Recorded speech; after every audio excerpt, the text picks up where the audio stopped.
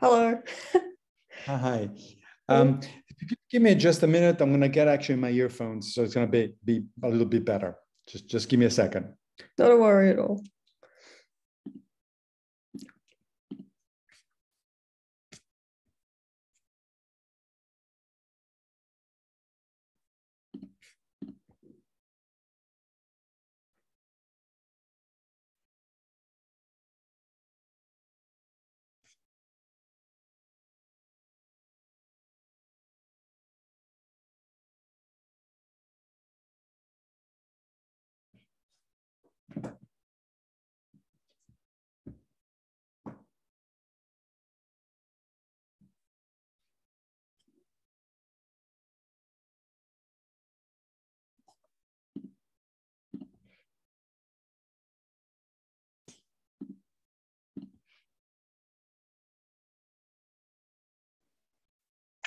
Okay, I think we're good.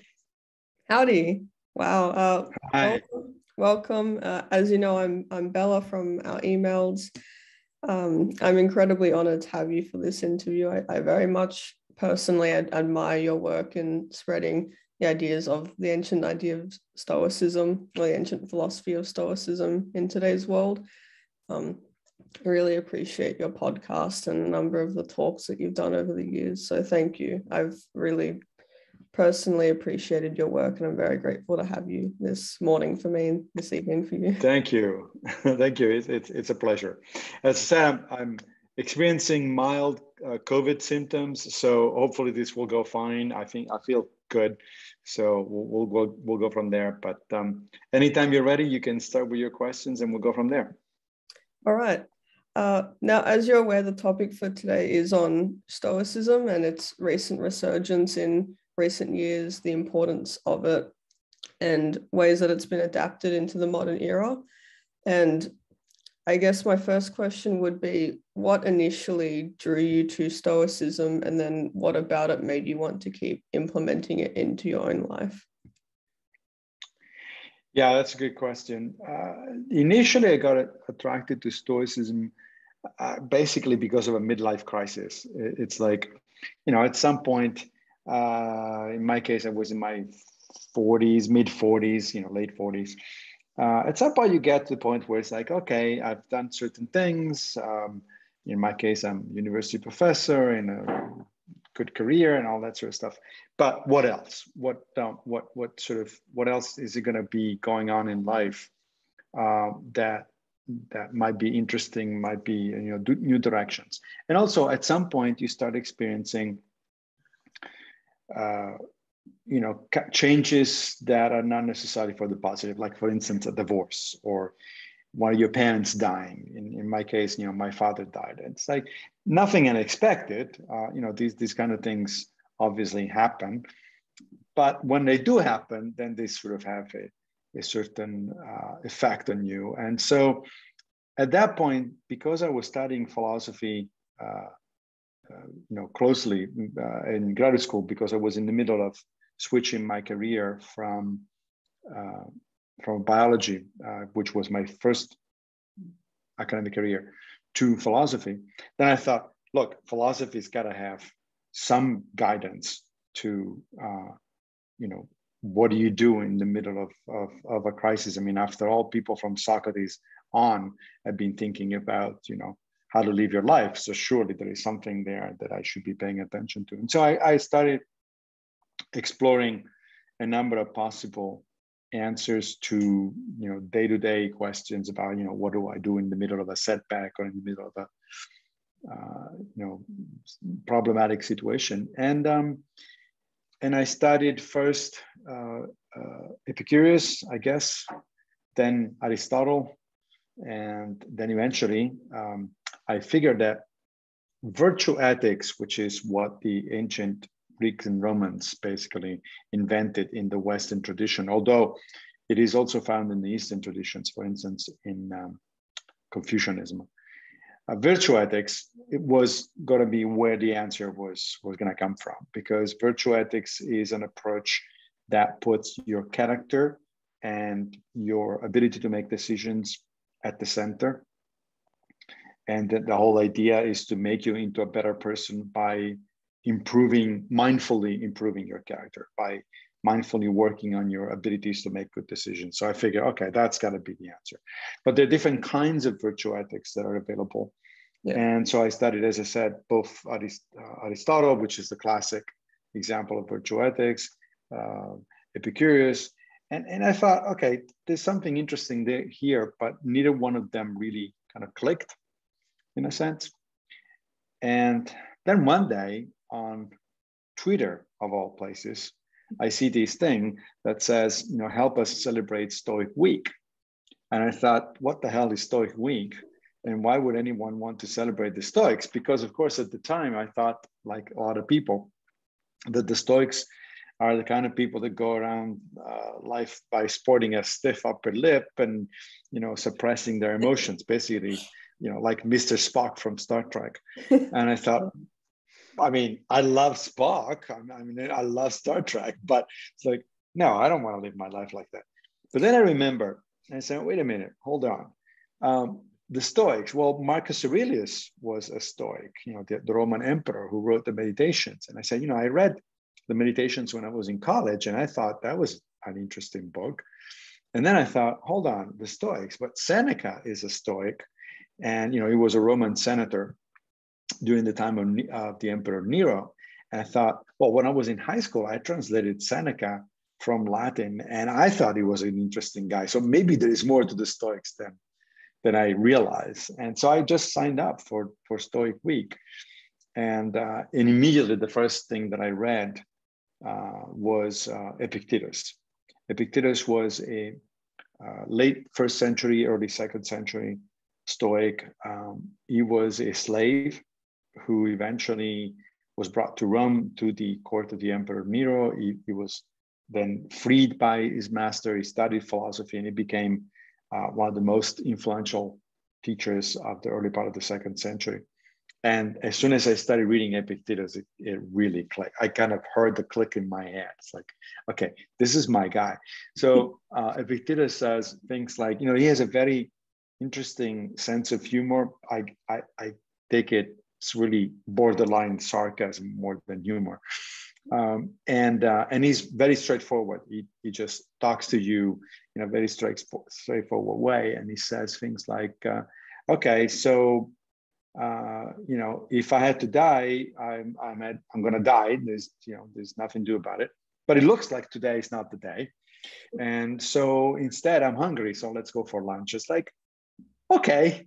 So this is a guy who takes life seriously because he talks about dying and the ultimate test of our character when we're going to be facing our own mortality. But at the same time, he's also very practical and very jovial. He says, okay, but if today it's not today, then I might as well decide on what I want for dinner because, this is what I'm going to do next. So I got interested. I started studying Stoicism more carefully. And here we are now, several years later. I'm now actually on the board of the organization that does Stoic Week every year. So I really got into it, I guess.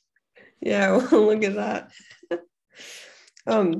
So moving from that, I also want to ask about a type of Stoicism that you have written about before. And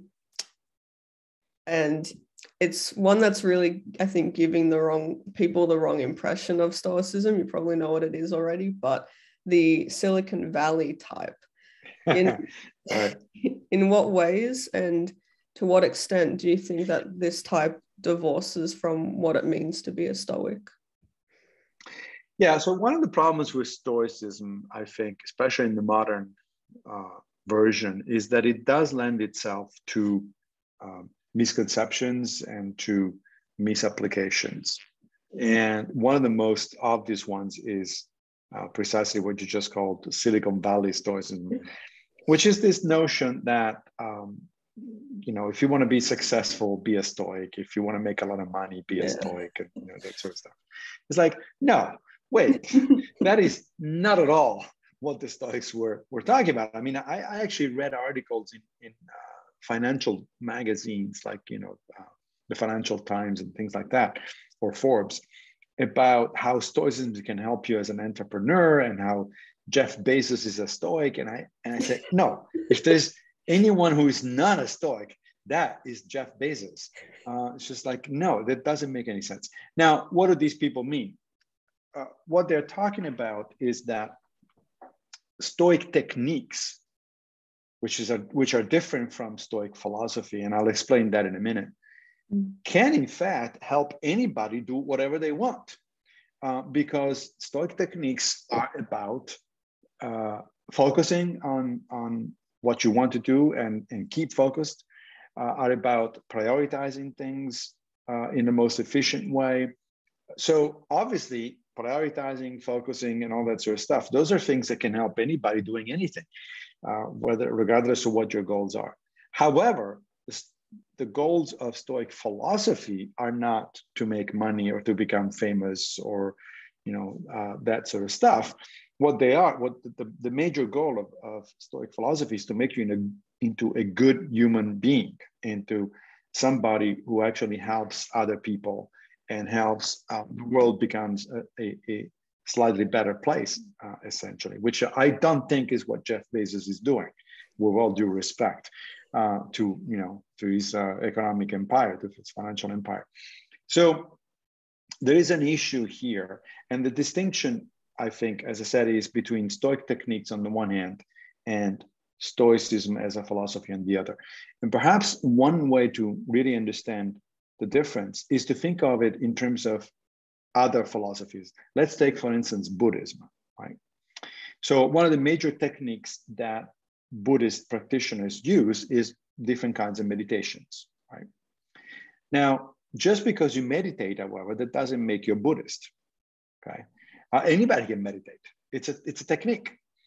You can just learn it and use it for whatever. So it turns out that meditation, for instance, is very good for calming your nerves, for dealing with pain, for instance, for managing pain and things like that. But that is not why a Buddhist meditates. A Buddhist meditates for a number of reasons, one of which is to counter what the Buddhists call the cycle of birth and rebirth, which is the cause of suffering, right? So you meditate in order to reduce suffering, to reduce both your own suffering and suffering in the world. The distinction there being that the technique can be used for all sorts of things. But if you actually are a Buddhist, you use it for only one particular thing, which is the kind of thing that Buddhist philosophy tells you. It's similar with Stoicism. Stoic techniques can be used to become a better entrepreneur or to make money or to become famous or whatever it is. But they're not meant to be used that way. They're meant to be used to become a better person, right? And so on the one hand, there is nothing wrong with using a technique if it works for whatever it is that it happens to be useful. But at the same time, you don't want to make a mistake and confuse the technique with the philosophy, right? So to be a Stoic means that you try to be a better person and improve the world. That's what it is about. Whether you do it through certain techniques or other, it doesn't matter. That's what matters is the philosophy. But you can certainly meditate in the way in which Buddhists or Stoics do it, and just get benefits out of it, regardless of the underlying philosophy. Now, the problem with Silicon Valley Stoicism is, I think, that they use the Stoic techniques for what a Stoic would say is the wrong goal, right? If we make it so that more and more people become greedy and want basically only money and fame in their life, that undermines the entire goal of Stoic philosophy. And that's why I object to anybody that does that sort of thing, calling themselves a Stoic. They may be using the techniques, but they're not Stoics. Definitely. I totally agree. And yeah, because I was reading one of your articles, or I guess your blog posts on it, and I thought that would be really interesting to delve into more. So thank you very much for that. Yeah. Now, as you know, the ancient Stoics were prominently pantheists. So I think like Marcus Aurelius, Epictetus, and so on. And with this in mind, one key difference between the time of those two and now is that Stoics generally align with beliefs other than pantheism due to greater development in science or religion and technology. Right. So aside from this major change in faith, what other major changes do you think you've observed or know of in regards to the application of Stoicism over time? Like in its roots in cognitive behavioral therapy is a really big one. Right. Yeah, those are good questions. So let's talk about, first of all, the cognitive behavioral therapy part, and then let me go back to the pantheism. So Stoicism inspired cognitive behavioral therapy, and cognitive behavioral therapy, which started in the 1960s, is the most effective evidence-based type of psychotherapy that we have today. And it started out with an inspiration from Stoicism, meaning that a number of psychologists realized that Stoic techniques that had been developed like 2,000 years ago are actually very good. They're very effective. They're very useful. And so why shouldn't we use them in order to help people today? These techniques include things like, for instance, keeping a journal of your experiences in which you write in a very detached sort of second person kind of way, and you try to analyze what happens to you and ask yourself, why did I do this, and what could I do better, that sort of stuff. And sure enough, journaling is a technique that works very well. There's very good empirical evidence that it actually does help people. Another technique that cognitive behavioral therapy has borrowed from Stoicism and then has improved on its own is something called the premeditatio malorum, which is a Latin for thinking about bad stuff happening, right? So basically what, well, let me give you an example. As you know, we're talking here, I'm in Rome, in Italy, and I was supposed to be in New York by this time, but I got positive for COVID, and so I had to stay here, quarantining in Rome. Fortunately, it's a mild case. But when I was diagnosed, this was like, today is Wednesday. I tested positive on Sunday, the day before I was supposed to go back to New York. And so immediately, as when that happened, I thought, okay, so now let's think about the worst case scenario here. What are the options? I'm clearly feeling, I've tested positive, but I'm clearly feeling okay. So the chances that this is going to get into a really serious health situation is not very, very high. So let me not worry about that. But there's still a certain number of issues that I have to take care of. For one thing, now I have to change my flight and postpone by at least a week to get back to New York. That means dealing with airlines, which is always a pain. And also I have to find a place where to stay in Rome for a week while I quarantine. So there were immediately a number of challenges basically that came up, right? And the premeditatio malorum is the idea that you try to very reasonably, very rationally think about, okay, what's the worst case scenario here?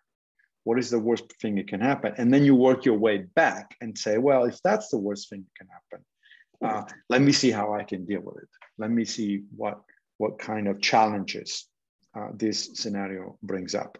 And sure enough, within, it worked. Within a couple of hours, I had talked to the airline and postponed the flight, rebooked the flight. I found a place where to stay. And then it's just like, okay, now you would just sit down and wait. And it worked out fine. And, so far it's been 4 days and it's good. So this is the kind of stuff that Stoics do. They try to approach problems rationally without getting emotionally, overwhelmed by a situation. Because being emotionally overwhelmed doesn't really help. It just makes things worse. So that is the thing. That's the connection between Stoicism and cognitive behavioral therapy. Cognitive behavioral therapy has taken its beginning from its inspiration from Stoic techniques, and then of course it has become its own,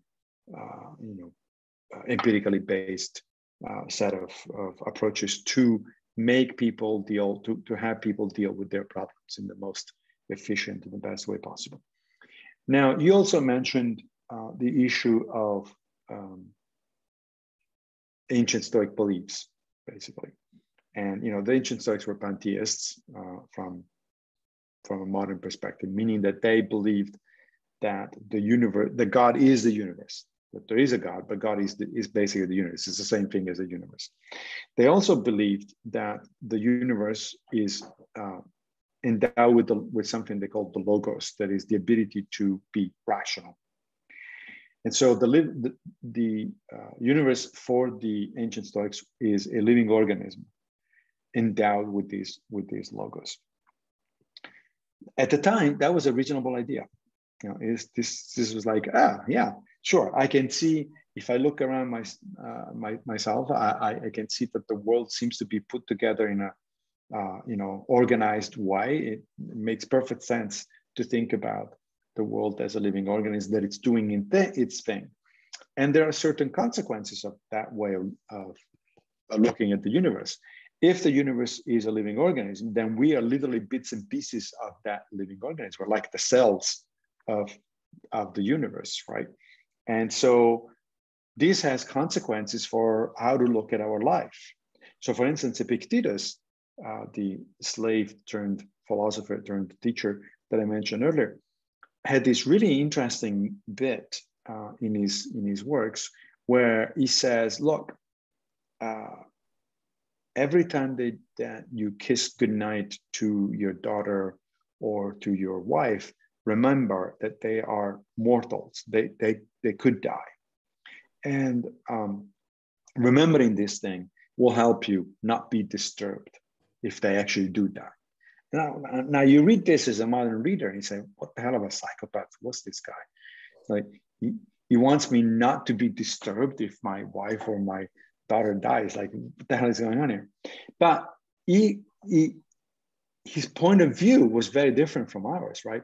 If it turns out, if in fact it is the case that the universe is a living organism and we are just cells of that organism, then whatever happens to us is for the good of the universe. And so even if something may be very unpleasant for us, such as a loved one dying, if it helps the universe, you should feel actually good about it, right? It's like Epictetus uses this interesting analogy. He says, imagine that you're a foot and you have to step into the mud, right? Well, stepping in the mud is kind of disgusting. It's like, I don't want to step in the mud. Why would I want to do that? But then you remember, oh, I am a foot.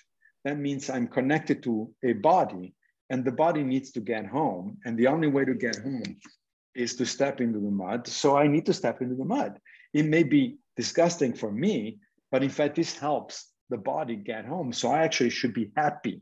Not only I should do it, not only I should step into the mud, but I should be happy to do that because I'm helping the body.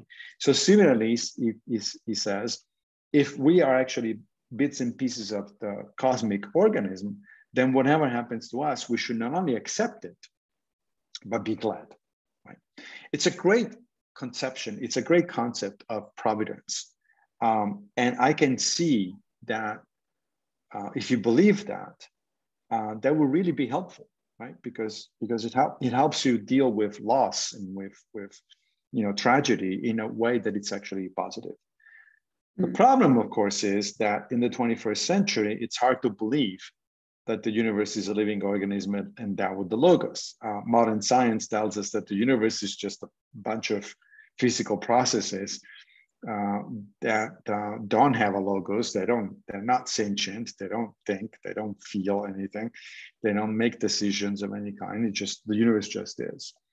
And so a modern Stoic finds himself, therefore, in an interesting position because you can no longer, if you don't believe that the universe is a living organism and therefore that whatever happens to you is for the best of the universe, then you cannot be glad if your wife dies or your daughter dies. But what you should still do is to accept death and loss as an inevitable component of a human life, right? So I certainly don't want my wife or my daughter to die, but I know that eventually they will. Hopefully my daughter after I will be gone, because that's kind of more of a natural procession of things. But it will happen, and I will have to accept it because it is inevitable. That doesn't mean you have to be happy about it, right? It doesn't mean that you have to sort of celebrate it and say, yay, the universe has decided this thing. The universe doesn't decide anything. But the universe just is, and we are we're still part and parcel of the universe. Even though the universe is just a set of physical processes, we are a set of physical processes as well. And it just happens that the way things work, we all have to die. And so the rational thing to do is to accept it. Here, I think the Stoics had pretty much the same idea as the Epicureans, which were one of their major rivals, right, in 2,000 years ago. But in some cases, they actually the two schools actually agreed quite a bit. Epicurus famously said that we shouldn't fear death because, as he puts it, where she is, you are not, and where you are, she is not. Meaning that, when death comes, by definition, you will not exist. And if you don't exist, you can't feel anything. And if you can't feel anything, what the hell are you afraid of? There's nothing to be afraid of. When it comes, and you're not going to be here anymore. So you're done. There's nothing to worry about. So what you should worry about, on the other hand, according to both the Stoics and the Epicureans, is what you're going to do right here, right now, right? While you're alive. So death at some point comes. Fine. It comes for everybody. It may not be pleasant, a pleasant thought, whatever, but it's coming, it's unavoidable. That's it. Now, the question is, we have an unknown amount of time between now and then, right? We don't know when we're going to die. Of course, we all have statistical expectations, right? So I'm about to turn 58 in a few days. And so statistically speaking, I expect to live until my mid 70s or early 80s, right? So another, whatever it is, years. But that's only statistically speaking. I could die tomorrow for all I know. I could cross the street and be hit by a car and that's it. Or I could beat the odds and live until 90 or 95 or whatever it is, right? The same goes for you. You're very young and I hope you're going to have a long and flourishing life. But, nobody knows. There's no way to tell. Right? It's like, it is what it is. Now, so then the Stoic would say, okay, so don't worry about when it's going to happen because that's not under your control. You don't have a say on that. It's just going to happen when it's going to happen. What you do have a say on is what you're going to do in between, right? How are you going to spend your life? How are you going to live your life? What are you going to do? What is it that's important for you? What is it that makes you a good member of the human race, right? So what is it that you're going to be doing? That's the kind of questions that we should be worried about, according to the Stoics. Those are the kinds of things that we should be asking ourselves and giving ourselves good answers. I mean, after all, modern psychology shows that when people come to the end of their life, when they're kind of on their deathbed, basically, or near, they ask themselves questions about, was it worth it? Was it a good life? And we actually know quite a bit about the sort of answers that people near the end of their life give themselves. And I guarantee you, very few people, if any, get to the end of their life and worry about the fact that they didn't go to enough staff meetings or didn't spend enough time on email or on Facebook or anything like that. What they worry about is, did they spend enough time cultivating their relationships with their friends and their loved ones?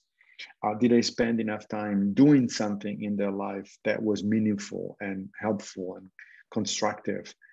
That's the kind of thing that people look back and say, oh, that was a life well lived. And so we should be asking ourselves the same questions. What am I doing here?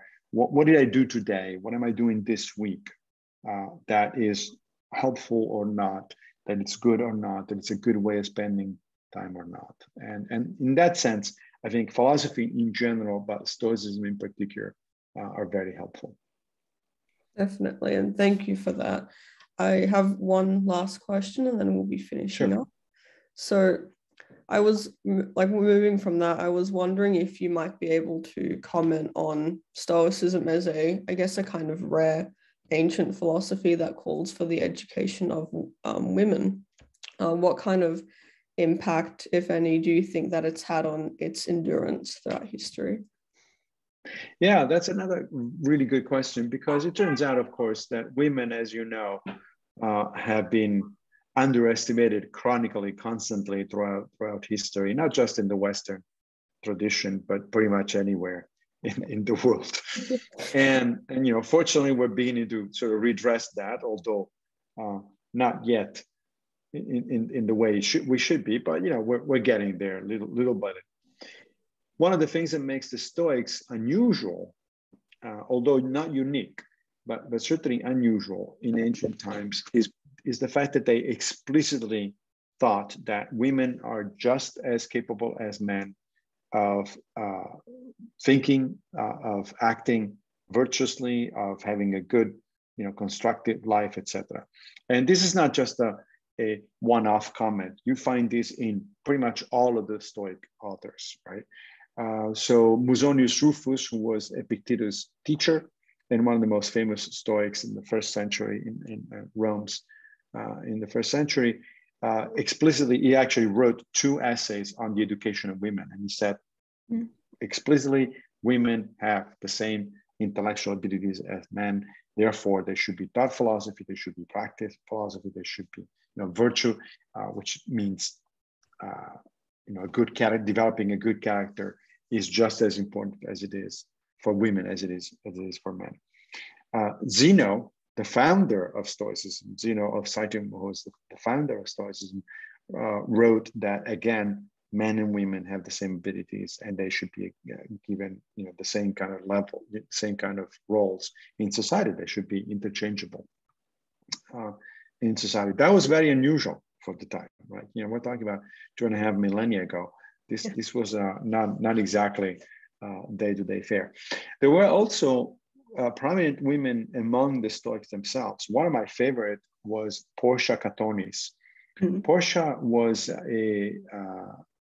the daughter of Cato the Younger, who was an arch enemy of Julius Caesar. So we're talking about late Roman Republic, about 2,000 years ago.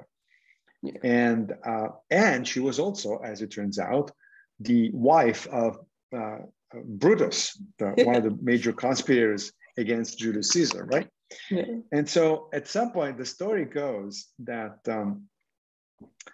Portia, who was a smart woman, figured out that her husband was up to something, right? It's like, there's something going on here. All these meetings that he was having, all these conversations with people, it's like, he's up to something. But obviously, Brutus did not trust his wife, not in the sense of personal trust, but he thought, well, she's a woman, and so if I tell her if I give her some sensitive kind of information, and then somebody's going to put her under pressure, she's going to talk, and I cannot risk that. So Portia figured this out and calls Brutus in her chamber, takes a dagger, a short Roman sword, and stabs herself on the thigh. And there's blood. You can imagine the scene, right? There's blood coming out on the thigh, and Brutus like, what the hell is going on here, right? And Portia says, "You see, husband, you can trust me. I can deal with pain just as well as you can." It's like, okay. So this was a tough woman. This was one tough woman. But there were a lot of other examples in antiquity of women who actually played a interesting and perhaps underappreciated role in philosophy, not just in Stoicism. Like Diotima, for instance, was one of Socrates' teachers. I mean, Socrates in the Symposium, which is a famous dialogue written by Plato, tells us that he learned philosophy from Diogenes. Like this was incredible at the time. You know, a man actually learns philosophy from a woman. One of my favorite is Hipparchia. Hipparchia was a Cynic philosopher, and the Cynics were actually very close to the Stoics. They were kind of the philosophical cousins of the Stoics. But unlike the Stoics, the Cynics also practiced this kind of in-your-face kind of asceticism. So they were, for instance, going in the streets semi-naked, and they were, defecating in the streets and having sex in the streets. Like they really didn't care for regular customs. For most people thought it was proper. Mm-hmm. And so Hipparchia, who came from a aristocratic family, fell in love with Crates of Thebes. Crates was a famous Cynic philosopher in Athens. And as it turns out, there is a connection with the Stoics, because Crates later became Zeno's teacher, Zeno being the founder of Stoicism. So there's a connection there. And okay, so Hipparchia falls in love with Crates, and she says, I want to become, a Cynic like you. And her parents, of course, are out of their minds. It's like, no, this is not going to happen. What are you talking about? And Hipparchia insisted, and he decided to marry Crates, and she married Crates and became an itinerant philosopher. And the story goes that she became actually fairly famous, and she was very aggressive in her philosophizing. She was debating other philosophers, etc. But initially, she was a little bit, shy, of course, because she was not used to the Cynic lifestyle. And so apparently, one of the first nights that they were together, they were in the middle, in the city, somewhere in the streets, and they were about to make love, and so Hipparchia takes a blanket and to cover the two of them, and Crates says, no, we don't do it that way. we don't care what other people say. And she said, okay, fine, we'll do it that way. So the bottom line is, there were a lot of women, really interesting women at the time, between 2000, 2,500 years ago, several of whom were Stoic or practicing Stoic philosophy. And so one of the things I think that makes Stoicism attractive today is precisely that it has this pedigree of openness to women that goes back literally 2.5 millennia. And that was fairly unusual for a philosophy at the time. And I think the modern Stoics are very open to women. And of course, today, not just women, but minorities, or any kind of, either gender or ethnicity. It doesn't matter, because the Stoics, one of the fundamental points of Stoicism is cosmopolitanism. Yeah. And cosmopolitanism means we're all brothers and sisters, or whatever other gender one identifies with, which means that it doesn't matter who you are, where you're coming from, what your background is. You are a fellow human being, and as such, that's all I need to know, right? In order to treat you well, in order to be fair to you, all I need to know is that you're a human being. It doesn't matter what the color of your skin is, what your gender is, where you're coming from. Of course, and totally, I can attest to that as well. Like, that's part of my interest in Stoicism. I think, unlike Aristotelism, if I said that correctly, and other ancient philosophies, it is so open to a wider variety of people, and it's so practical. It can be applied by pretty much anyone. So I totally agree, and thank you very much for that. And it was a pleasure. Thanks for having me. This was a nice conversation. And I really appreciated your insights in general. You had some really great ones, and I am very, very grateful for your time, especially considering you are unwell at the moment with COVID, and it's late at night, is like the evening for you, and I really appreciate it. Thank you. All right. Have a good one then. Thanks. Bye-bye.